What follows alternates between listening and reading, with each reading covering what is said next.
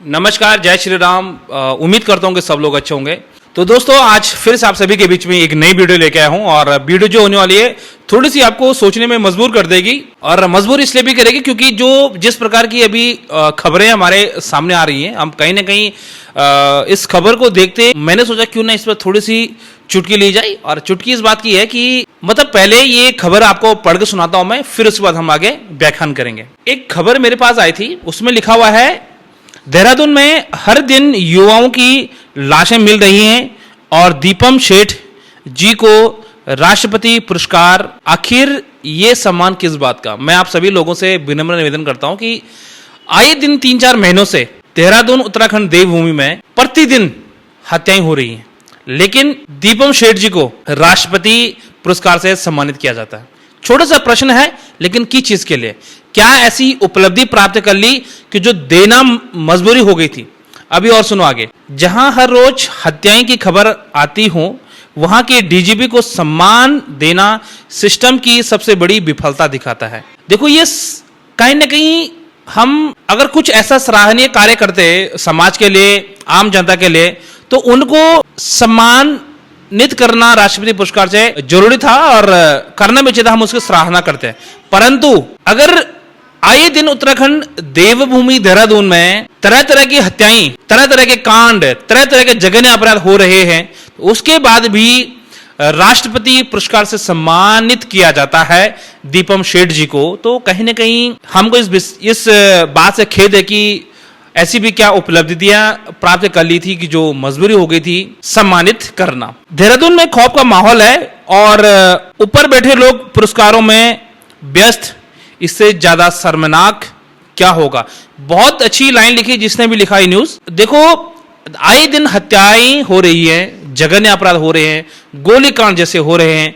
दिन दहाड़े चापर से गला काट दिया जाता है, दिन दहाड़े गोलियां से भुना जाता है, दिन दहाड़े किसी की हत्या, किसी की जान ली जाती है। उसके बाद भी अगर सिस्टम सम्मान कर रहे हैं राष्ट्रपति पुरस्कार से, तो कहीं ना कहीं हमको जो राष्ट्रपति हमारे देश की सबसे बड़ी पावर जिसको कहते हैं राष्ट्रपति जी के पास होती है, तो उनका सम्मान हमें करना चाहिए। अगर कोई भी आम जनता के लिए, आम आदमी के लिए और जनता के लिए, जनहित के लिए कार्य करते हैं, तो उनको सराहना होनी चाहिए और उनको पुरस्कार भी देना चाहिए।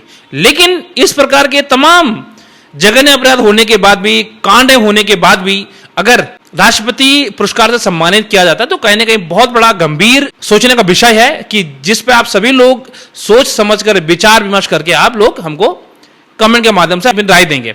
अभी और सुनो आगे। जमीन पर हालात बदतर हैं, वो सभी को पता है, लेकिन कुर्सियों पर बैठे लोग सम्मान और बधाइयां में लगे हैं।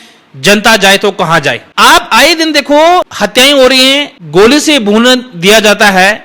उसके बाद भी हमारे जो उच्च अधिकारी हैं, जिनको आम जनता ने पदों पर बिठा रखा है और आम जनता ने कुर्सियों पर बिठा रखा है, तो आखिर में अगर हमारे अधिकारीगण इस प्रकार के सम्मान पुरस्कार वितरण करने में व्यस्त रहेंगे, तो आखिर में आम जनता कहां जाएगी?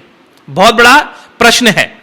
अगला है, जब सुरक्षा ही सवालों में हो तब पुरस्कार देना संवेदनहीनता की हद पार करना है।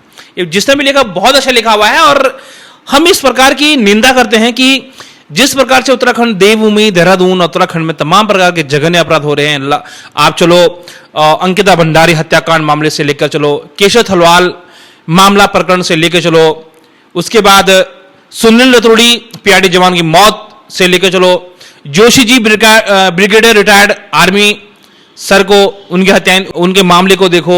दिन दहाड़े चापड़ से गला काट दिया जाता है, वो देखो। तमाम प्रकार के जो देहरादून में जघन्य अपराध और कांड हुए और बहुत सारे हैं। एक तिब्बती मार्केट के सामने गोली से भून दिया गया था, उसके बाद भी इस प्रकार के तमाम अगर जघन्य अपराध हो रहे हैं, तो इन जघन्य अपराधों को साइड करके उनको पुरस्कार दिया जाना थोड़ा सा सोचने का विषय है, जिसमें हम सभी उत्तराखंड की सम्मानित देते हुए जनता को सोच समझकर, विचार विमर्श करके राय जरूर देना, राय देने का कष्ट जरूर करना, क्योंकि ये बहुत बड़ा सिस्टम पर एक सवाल खड़ा होता है। अच्छी बात है, आप कोई जनता के लिए कार्य कर रहे हैं, आम जनता के लिए कार्य कर रहे हैं, हम आपका सम्मान करते हैं, परंतु थोड़ी सी सोचने का विषय है। इस प्रकार के अभी एक हफ्ता नहीं हुआ रिटायर्ड ब्रिगेडियर जोशी जी को राजपुर रोड पर गोलियों से भून दिया गया था। और एक हफ्ते के भीतर ही सम्मानित दीपम शेठ जी को राष्ट्रपति पुरस्कार से सम्मानित किया जाता है। तो कहीं ना कहीं हम लोग इस चीज की उम्मीद नहीं करते थे। और बाकी आप सभी लोगों से मैं पूछना चाहता हूं कि आप लोग भी इस वीडियो को पूरा देखो, सोचो समझो, विचार विमर्श करने के बाद अपनी अपनी राय जरूर दें। देहरादून में लगातार 2-3 महीनों से दिन प्रतिदिन हत्याएं हो रही हैं। उसके बाद भी उत्तराखंड के जो डीजीपी हैं दीपम शेठ जी, उनको राष्ट्रपति पुरस्कार से सम्मानित किया जाता है। मैं सम्मानित उत्तराखंड की देवती जनता से पूछना चाहता हूं, क्या उनको राष्ट्रपति पुरस्कार से सम्मानित करना सही था? जिस हिसाब से देवभूमि उत्तराखंड देहरादून में दिन प्रतिदिन 3 महीने से अधिक हो चुके हैं, हत्याएं हो रही है, उसके बाद यह समझ से परे है कि आखिर में क्यों राष्ट्रपति पुरस्कार से सम्मानित किया जा रहा होगा।